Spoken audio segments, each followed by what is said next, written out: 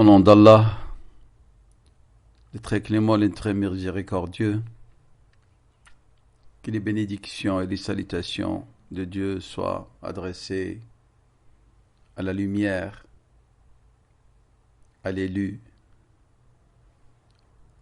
au bien-aimé Sayyiduna Muhammad sallallahu alayhi wa sallam, messager d'Allah et son serviteur par excellence. Allah subhanahu wa ta'ala dit dans le Saint-Coran: ne vois-tu pas celui qui a pris pour Dieu sa passion?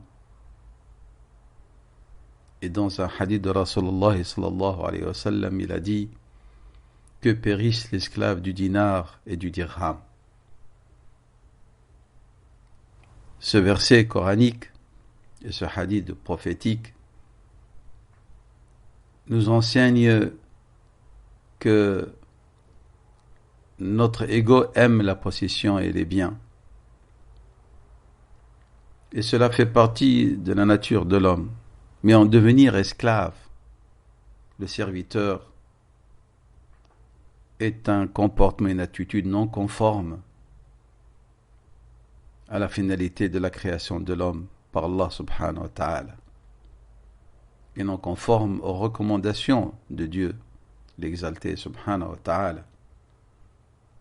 Et pour s'en libérer, Allah subhanahu wa ta'ala nous a donné un moyen très efficace et adéquat, et il consiste à jeûner le mois de Ramadan, mais surtout à s'identifier à l'esprit du mois de Ramadan, qui est le mois du partage par excellence. Le fait de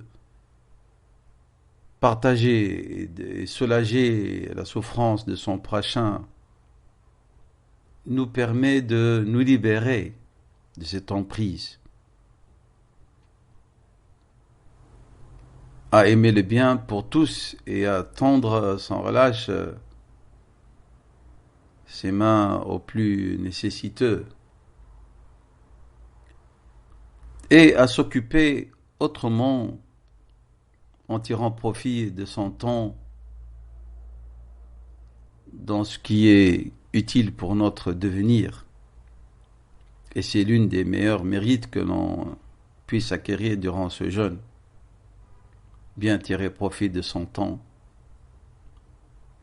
Allah subhanahu wa ta'ala n'a-t-il pas dit dans la sourate al-Asr: Wal asri innal insana lafi khusr illa alladhina amanu wa amilu s-salihati wa tawasaw bil haqqi wa tawasaw bis sabr.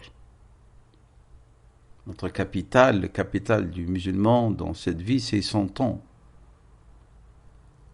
Le jour, l'heure qui passe de notre vie, ils seront irremplaçables. Le sage a dit: toute chose perdue, tu peux espérer la retrouver un jour, sauf le temps perdu.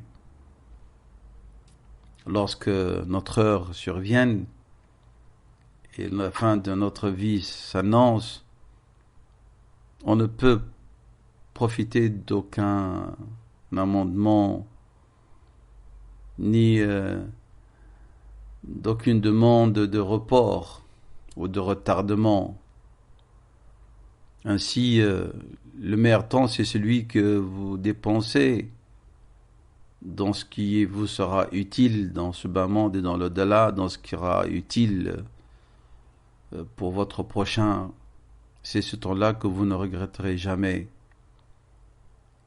Durant le mois de Ramadan, le croyant et croyante tire profit de son temps et l'exploite de la meilleure des façons. Et il refuse de le dilapider, de le gaspiller dans ce qui ne lui sera d'aucun profit. Le mérite du Ramadan, c'est que ces journées sont des journées de travail et de labeur, et ces nuits, ce sont des nuits d'efforts dans la dévotion.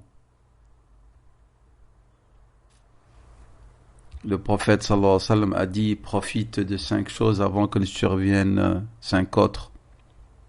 Profite de ta jeunesse avant ta vieillesse, de ta santé avant ta maladie, de ton aisance avant que ne survienne la pauvreté, de ton libre avant que tu ne deviens quelqu'un de très occupé et tire profit de ta vie avant ta mort. Le mois du jeûne, le mois du Ramadan, c'est le mois de l'expiation des péchés. C'est le mois qui nous permet d'accéder à la grâce divine. C'est le mois de la préservation du feu de l'enfer. Le jeûne, comme a dit Rasulullah sallam, intercédera pour le jeûneur le jour dernier. Le Ramadan et le jeûne réduisent la circulation du sang dans le corps de l'être humain. Le jeûne du Ramadan et le jeûne tout court rend chaste. Et le jeûne jouit d'une récompense divine particulière dont seul Dieu connaît la qualité et la quantité. Tirez profit de ce qui vous reste du jour du jeûne du Ramadan. Multipliez vos actions d'adoration et de bonté. Purifiez vos intentions. Soyez sincères. Soyez un musulman, une musulmane de qualité. Soyez les vrais représentants de cette glorieuse religion. Que votre jeûne fasse de vous quelqu'un de différent. تقبل الله سعيكم وغفر الله لنا ولكم وصلى الله وسلم على سيدنا محمد وعلى آله وصحبه أجمعين.